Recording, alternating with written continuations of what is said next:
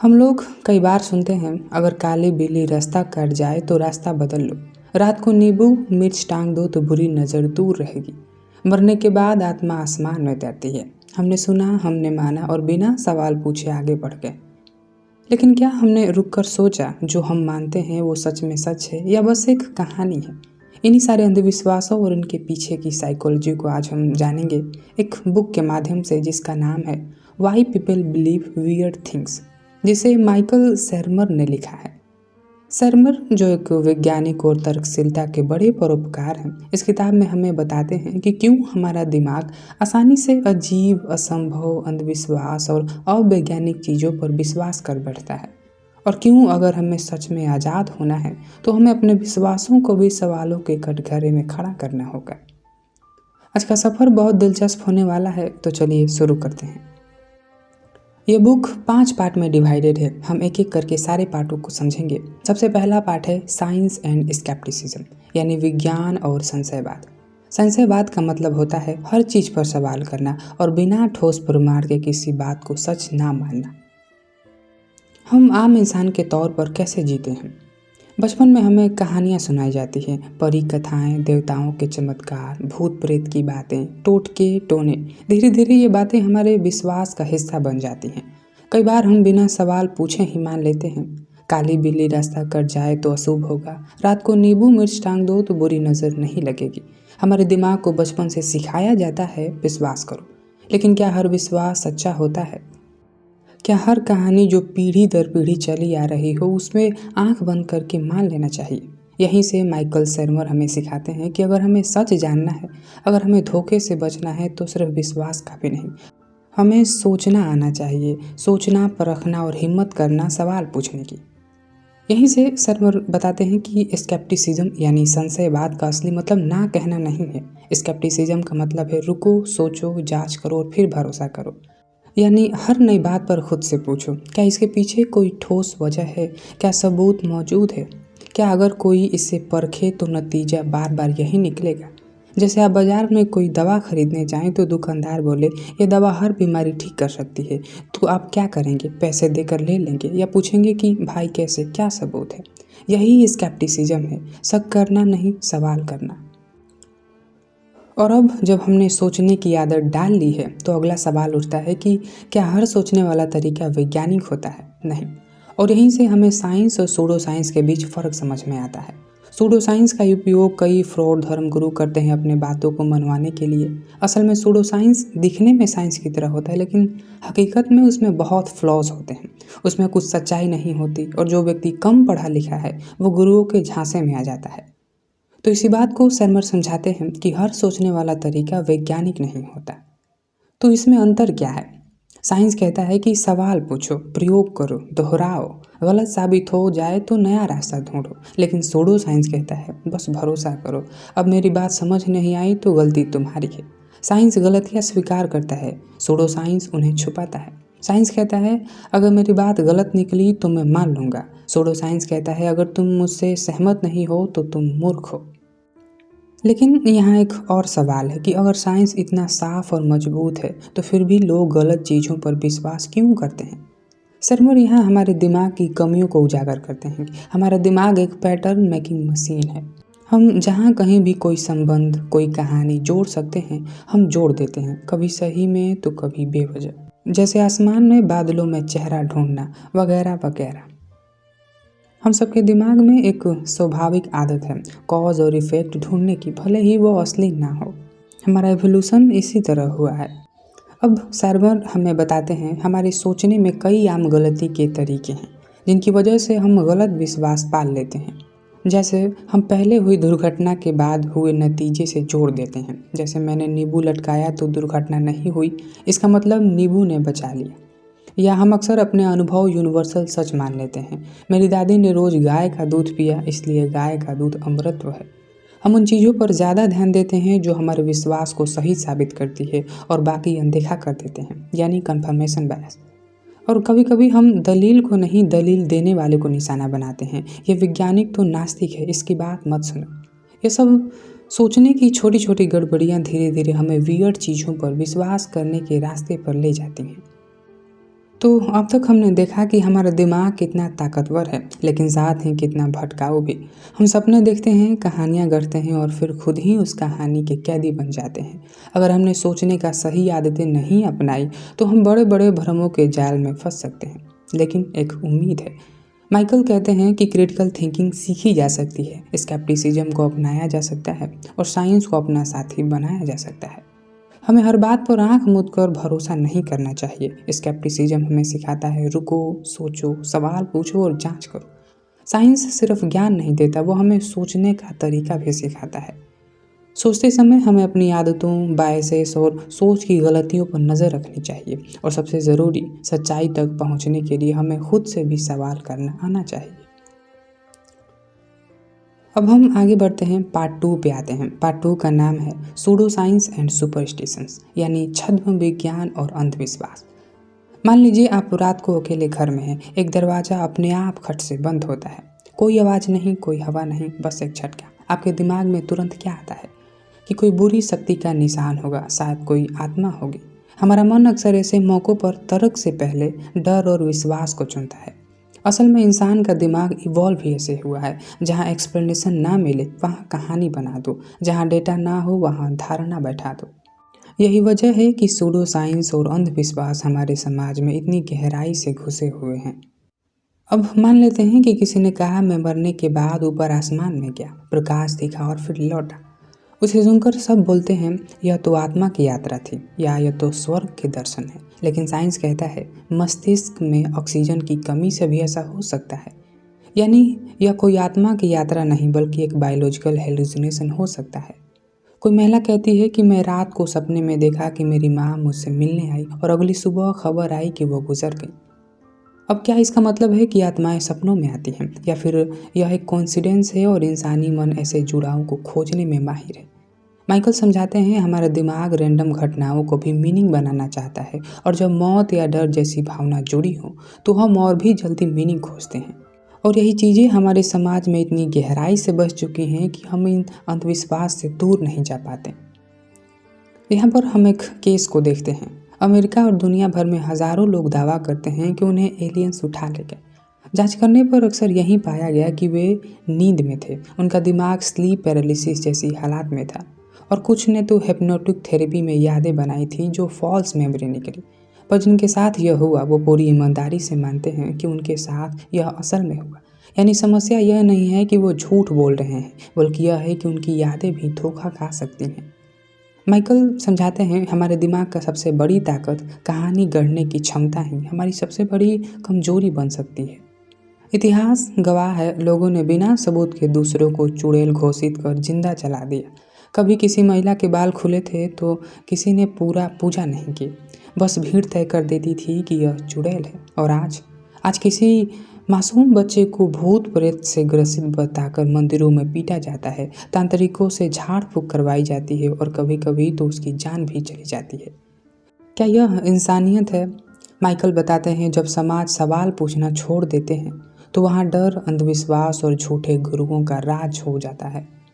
तो अब सवाल यही है, लोग ऐसी बातों पर विश्वास क्यों करते हैं? क्योंकि वो डरते हैं, क्योंकि उन्हें नियंत्रण का भ्रम चाहिए, क्योंकि उन्हें लगता है कि अगर मैं यह करूं तो मेरी परेशानी दूर होगी। कभी आपने नोटिस किया होगा, मुसीबत के समय हम सब कुछ भी आजमाने को तैयार हो जाते हैं। अगर किसी माँ का बच्चा बीमार हो और डॉक्टर जवाब दे चुका है तो वो किसी भी बाबा, तांत्रिक या चमत्कारी चीज़ में विश्वास कर लेगी, क्योंकि उस समय उसे उम्मीद चाहिए। और यही वो वजह है जहाँ धोखेबाज आ जाते हैं और डर को बेचते हैं। माइकल शर्मर बार बार यही हमें दोहराते हैं, मामला सिर्फ मूर्खता का नहीं है, मामला है मानव मन की स्वाभाविक कमजोरी का। हम मीनिंग चाहते हैं, हम कंट्रोल चाहते हैं और अपने डर को कहानी में बदलते हैं ताकि उसे सह सकें। लेकिन अगर हम सिर्फ भरोसे पर जीते रहें बिना सोच के, तो हर बार कोई ना कोई हमें इस्तेमाल करता रहेगा। तो पार्ट 2 का कोर मैसेज है कि हर चमत्कार, हर रहस्य, हर डर अपने आप में एक साइकोलॉजिकल प्रक्रिया हो सकता है। सूडो साइंस और सुपरस्टिशंस का जाल हमारा ध्यान सच्ची मदद से हटाकर गलत रास्ते पर डाल देता है। इंसान का मन मीनिंग और कंफर्ट खोजता है, लेकिन वो केवल विश्वास से नहीं, सोच से भी आ सकता है। अंधविश्वास से बाहर निकले का एक ही रास्ता है, सवाल पूछना, अनुभव को परखना और वैज्ञानिक सोच को अपनाना।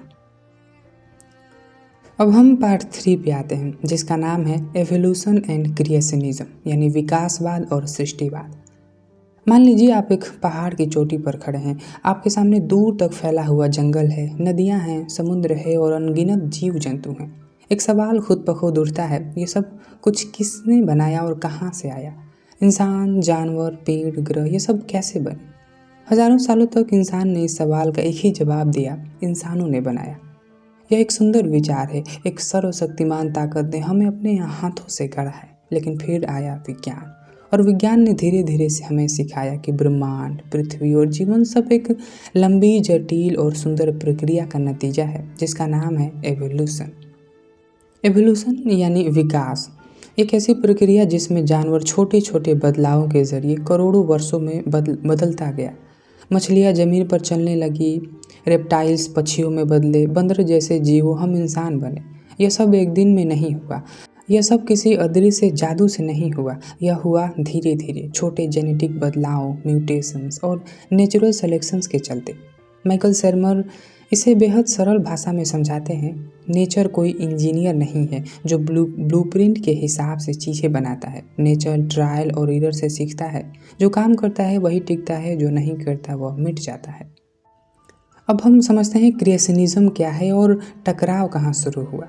बहुत से लोग इस विचार से असहज हो जाते हैं, क्योंकि एवोल्यूशन यह नहीं कहता कि इंसान खास है। यह कहता है कि हम भी प्रकृति के बाकी जीवों जैसे हैं, बस थोड़ा सा अलग रास्ते पर चले। क्रिएशनिज्म यानी रचनावाद यह मानता है ईश्वर ने इंसानों को विशेष बनाया। भगवान ने 6 दिन में पूरी दुनिया बनाई, इंसान को अपनी छवि में रचा। यह विचार खासकर धार्मिक समुदायों के लिए एक गहरी पहचान का हिस्सा बन चुका है। तो अब एवोल्यूशन सामने आया, यह टकराव अनिवार्य हो गया। माइकल शेरमर हमें बताते हैं कि लोगों को एवोल्यूशन थियोरी से क्यों दिक्कत है, क्योंकि एवोल्यूशन इंसान को विशेष नहीं कहता। एवोल्यूशन पर्पस या डिवाइन प्लान नहीं दिखाता। एवोल्यूशन रैंडम लगती है और रैंडमनेस लोगों को डराती है। एवोल्यूशन का मतलब है हम भी जानवरों से आए, और यही सोच हमारी ईगो को चोट पहुंचाती है। यानी समस्या सिर्फ साइंटिफिक नहीं है, यह इमोशनल और साइकोलॉजिकल भी है, और इसीलिए लोगों को इससे दिक्कत है। शेरमर एक दिलचस्प उदाहरण देते हैं कि एक बहस में जब उनसे पूछा गया, अगर एवोल्यूशन सच है तो इंसान अभी भी क्यों नहीं बदल रहा। यह सवाल दिखाता है कि लोग एवोल्यूशन को इंस्टेंट प्रोसेस समझते हैं, जैसे कि बदलना एक जादू हो। पर एवोल्यूशन एक कहानी नहीं है कि आज बंदर हैं परसों इंसान बन गए। यह एक लाखों वर्षों की धुंधली यात्रा है, इतनी धीमी कि एक इंसान की पूरी ज़िंदगी में कुछ भी साफ नज़र नहीं आता। पर जैसे जैसे एवोल्यूशन और साइंस आगे बढ़ता गया, क्रिएशनिज्म का भी एक नया रूप सामने आया। जब कोर्ट ने क्रिएशनिज्म को स्कूलों में पढ़ने पर बैन लगाया, तो क्रिएशनिस्ट ने चालाकी से इसे एक नया नाम दे दिया, जिसे इंटेलिजेंट डिज़ाइन कहते हैं। वे कहते हैं जीवन इतना जटिल है कि यह अपने आप नहीं बन सकता, ज़रूर किसी बुद्धिमान ताकत ने इसे डिज़ाइन किया गया होगा। उदाहरण के तौर पर वे इंसानी आँखों का हवाला देते हैं। देखो, आँखें कितनी जटिल है, यह अचानक नहीं बन सकती थी। लेकिन साइंस जवाब देता है कि आँखें भी सिंपल लाइफ सेंसेटिव सेल से शुरू हुई थी, जो करोड़ों सालों तक इवॉल्व होती रहीं। शेरमर साफ कहते हैं हमारी आँखें भी परफेक्ट नहीं हैं। डिज़ाइन अगर होता तो कोई कमियां नहीं होती। जैसे रेटिना उल्टा लगा है, नज़र की कई बीमारियां आम हैं, यह एवोल्यूशन को दर्शाता है, ना कि डिज़ाइन को। इसलिए एवोल्यूशन को समझना बायोलॉजी पास करने के लिए नहीं है। यह समझना है कि हम कौन हैं, हम कैसे बदलें और इस प्रकृति में हमारी क्या जगह है। शर्मर कहते हैं एवोल्यूशन हमें सिखाता है विनम्रता, कि हम प्रकृति के नियमों के अधीन हैं, न कि उसके मालिक।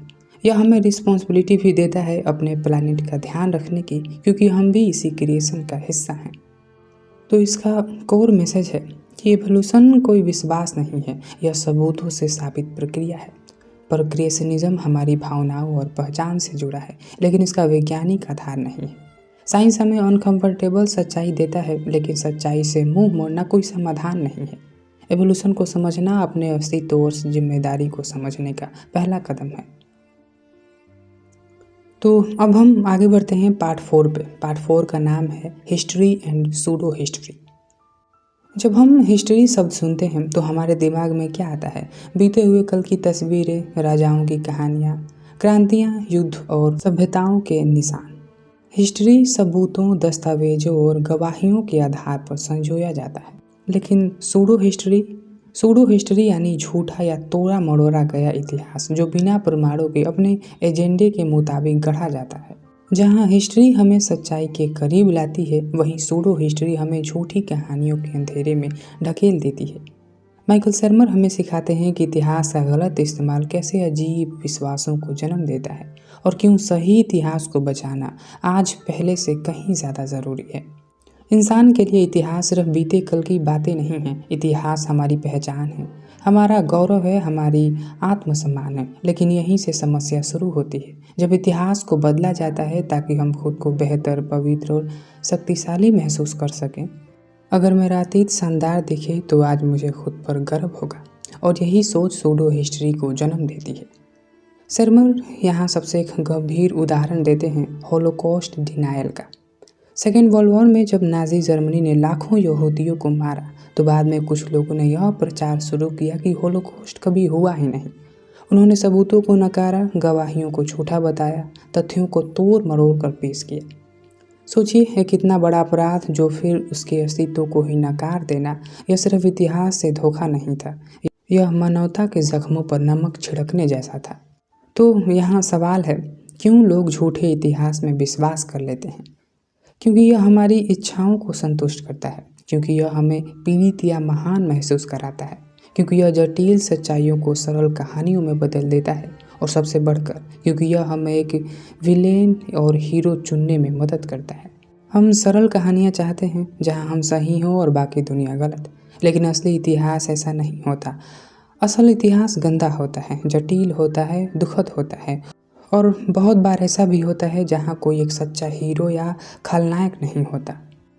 आज भी हम अपने आसपास देखते हैं इतिहास को लेकर बहसें, झूठे दावे, नए नए गौरवमयी अतीत के किस्से।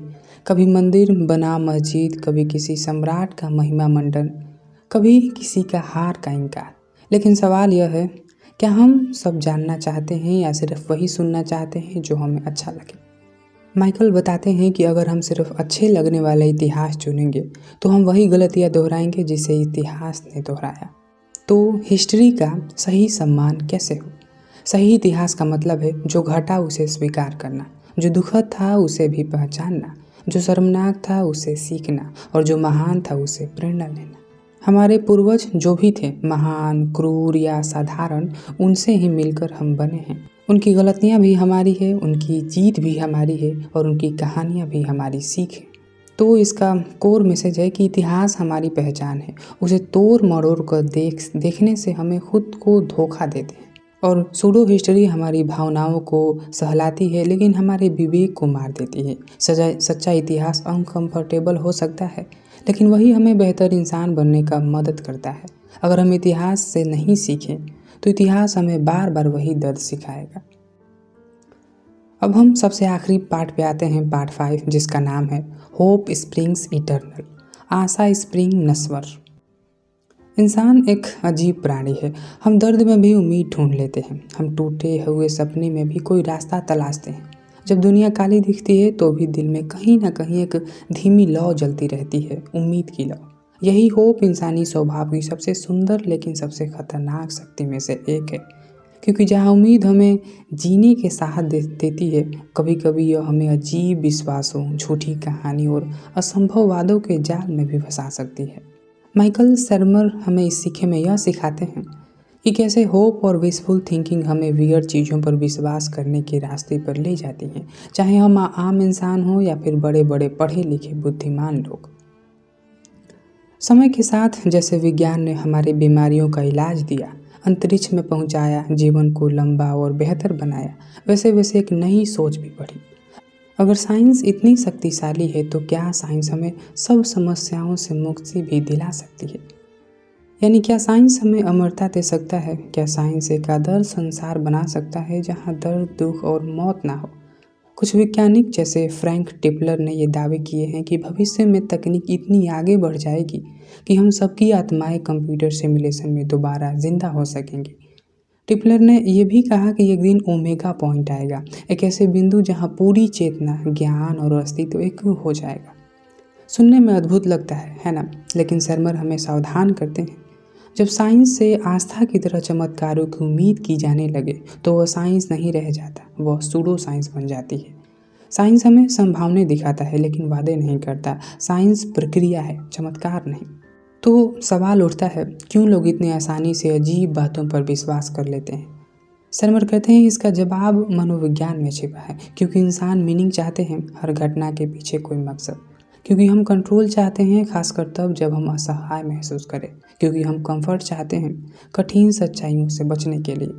जब किसी को लाइलाज बीमारी हो जाती है तो वह चमत्कारी इलाज की खोज में कहीं भी भटक सकता है, चाहे वह इलाज कोई तांत्रिक बताए या कोई फर्जी वैज्ञानिक। जब कोई अपना मरता है तो हम अपने ऐसे विचारों को पकड़ लेते हैं जो हमें दिलासा दें, जैसे पुनर्जन्म, आत्मा का अस्तित्व और जीवन के बाद की दुनिया। अब यहाँ पर सबसे महत्वपूर्ण सवाल है कि ठीक है, आम लोग तो भावनाओं में बह जाते हैं, लेकिन पढ़े लिखे बुद्धिमान लोग कैसे फंस जाते हैं?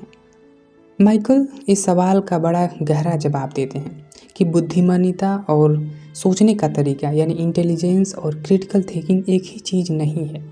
कोई व्यक्ति गणित में माहिर हो सकता है लेकिन खुद के विचारों को तर्क से जांचना न जानता हो। कोई डॉक्टर हो सकता है लेकिन अंधविश्वासों में डूबा हो सकता है।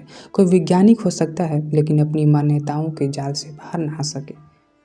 सर साफ करते हैं कि स्मार्ट लोग वियर्ड चीज़ों पर विश्वास करते हैं क्योंकि वे अपनी मान्यताओं को साबित करने के लिए अपनी बुद्धि का इस्तेमाल करते हैं, न कि उन्हें परखने के लिए। यानी जितना स्मार्ट इंसान होगा उतनी ही अच्छी तरह से वो अपने भ्रमों को भी तर्क संगत बना सकता है।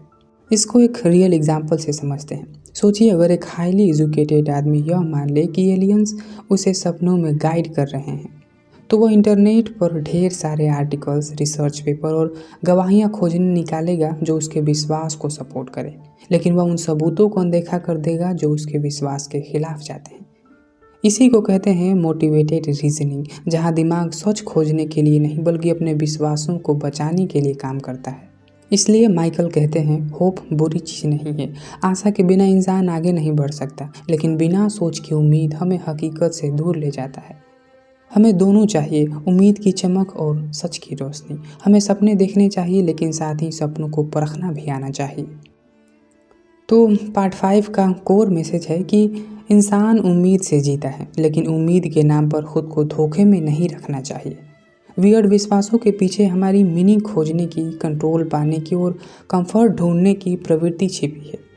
बुद्धिमत्ता हमें भ्रमों से नहीं बचाती, क्रिटिकल थिंकिंग ही बचाती है।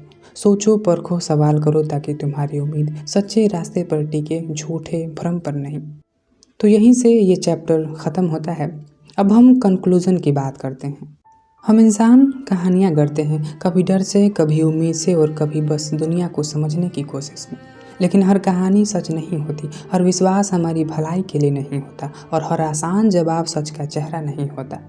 माइकल सरमर हमने ये सिखाया कि सच्चा साहस सिर्फ नई बातों को जानने में नहीं है, बल्कि हमें अपने पुराने विश्वास को भी सवालों के कटघरे में खड़ा करने में है। सवाल पूछो, सोचो, परखो, क्योंकि अंधी आस्था हमें गुलाम बनाती है और तर्कशील सोच हमें आज़ाद करती है। और आखिर में एक लाइन के साथ मैं यह ख़त्म करता हूँ, और यही इस किताब की सबसे बड़ी सीख है, सच को पाने का रास्ता सवालों से होकर जाता है। धन्यवाद। मेरा नाम है आकाश कुमार।